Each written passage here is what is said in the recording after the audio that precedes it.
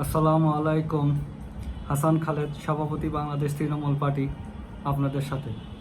দর্শক শ্রোতা, আজকে আপনাদের সাথে কথা বলবো সামাজিক শূন্য দুর্নীতি। বাংলাদেশ তৃণমূল পার্টি সমাজে দুর্নীতি নির্মূল করতে চায়, দুর্নীতিগুলো আর দেখতে চায় না। এই দুর্নীতি কিভাবে নির্মূল করা যাবে? এই দুর্নীতি আপনার উৎসে হাত দিতে হবে। যেখানে দুর্নীতির সৃষ্টি হয় সেই জায়গাগুলোতে হাত দিতে হবে। সেই জায়গায় হাত না দিলে আপনার দুর্নীতি নির্মূল করা যাবে না। তো এর চিন্তা থেকে আমরা চাই ডিজিটাল প্রযুক্তি ব্যবহারের মাধ্যমে যাতে ফেস টু ফেস দেখা না হয়, আইন দ্বারা নিয়ন্ত্রণ করে, জবাবদিহিতা নিশ্চিত করে,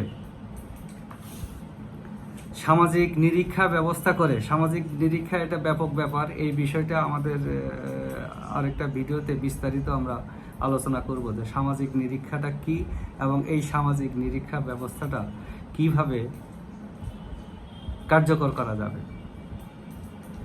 শক্তিশালী নজরদারি ব্যবস্থা করে আমরা এই দুর্নীতিটা একদম শূন্যে নামিয়ে আনতে চাই। তারপরেও যদি দুর্নীতি হয়, দীর্ঘদিনের অভ্যাস, এটা কি যাবে? তাহলে আইনের আওতায় নিয়ে এসে দৃষ্টান্তমূলক শাস্তির ব্যবস্থা করা হবে। যারা দুর্নীতি করবে তাদের সাথে সমাজে একটা দূরত্ব রাখতে হবে। তাদেরকে সমাজে নির্বিঘ্নে চলাফেরা করতে দেওয়া যাবে না। তাদেরকে শাস্তি ভোগ করতে হবে। দুর্নীতি করলেই শাস্তি।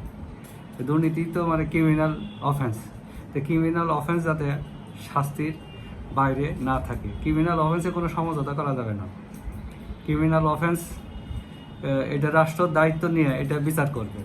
কারণ আমরা পরবর্তী সময় ভোটের আগে চিন্তা করব ওই সরকারের সময় কতগুলো ক্রিমিনাল অফেন্স হয়েছিল, আবার অমুক সরকারের সময় কতগুলো হয়েছিল। যাদের সময়ে দুর্নীতি কম থাকবে তাদেরকে আমরা যোগ্য মনে করব। যোগ্য মনে করে তাদের উপরে আবার দায়িত্ব দেবো, আমরা ভোট দেব। এইভাবে আমরা এটা করতে চাই। এখন ডিজিটাল প্রযুক্তির যুগ।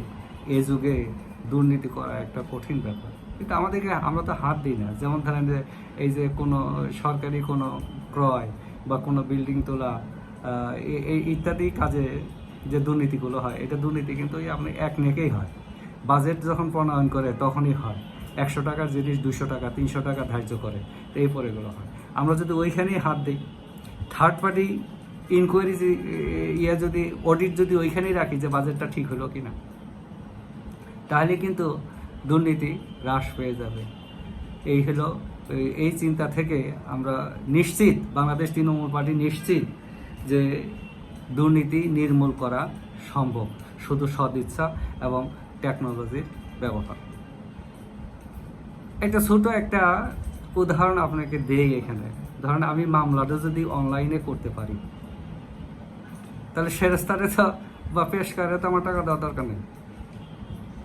মামলা আমার শুনানি যদি উচ্চ আদালতে শুনানি যদি আমি অনলাইনে লিস্টে আনতে পারি, তাহলে তো আমার বেঞ্চে টাকা দেওয়া লাগে না। নথিটা যদি বাটন টিপলেই পাওয়া যায়, এই নথি কিন্তু একটা মারাত্মক সমস্যা। নথি মিসিং হয়ে যায়, নথি পাওয়া যায় না। এই যদি বাটন টিপলেই যদি নথি স্ক্রিনে চলে আসে, তাহলে তো এই নথি আনা নেওয়ার জন্য তো আমাকে টাকা দিতে হয় না। তাই এগুলো তো সব আমাদের জানাই।